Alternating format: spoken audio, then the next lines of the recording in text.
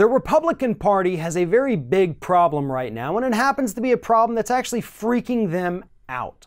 And no, it's not Donald Trump or the, half dozen or so investigations currently looking into his activities. It happens to be the fact that more and more self-proclaimed neo-Nazis, white supremacists, Holocaust deniers are running for office this year as Republicans. See, the Republican Party, ever since the days of Lee Atwater's Southern strategy, has been more than happy to be the party of bigots.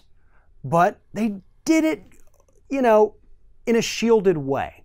You didn't necessarily know that they were overtly racist because they used the code language like Reagan, welfare queens, or talking about the crime rate in Chicago, or referring to people as thugs, which is their nice way basically of not having to use the N-word. Fox News uses thugs as interchangeable with that, but we know exactly what they mean. But average American citizens didn't quite get it. They weren't paying close enough attention to know that this coded language was there. All of that changed with Donald Trump.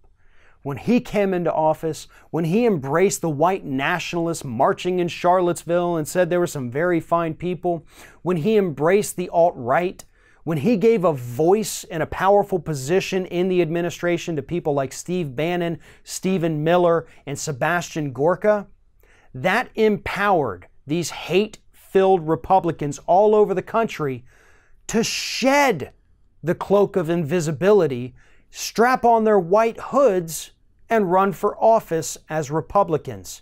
And again, the party itself is really freaked out right now because there are at least 5 state or national races right now where people are running under the Republican banner and they're either self-proclaimed white supremacists, neo-Nazis, Holocaust deniers, and in a couple cases, all 3.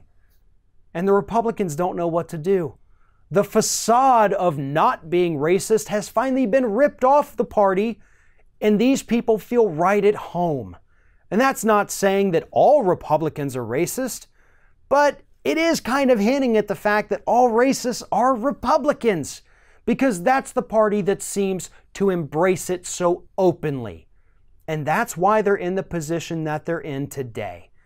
But here's the thing. The Republican Party isn't actually freaking out because these horrible people are running for office as Republicans. They're freaking out because they know that it's almost going to be impossible for these people to win an election, therefore making it more likely that a blue wave is going to happen in November. If they thought for a second that a self-described neo-Nazi could win an election over a Democrat, they wouldn't have a problem with it. Just like they didn't have a problem with Roy Moore and his pedophilia ways down in Alabama. If he would have won, they would have embraced him.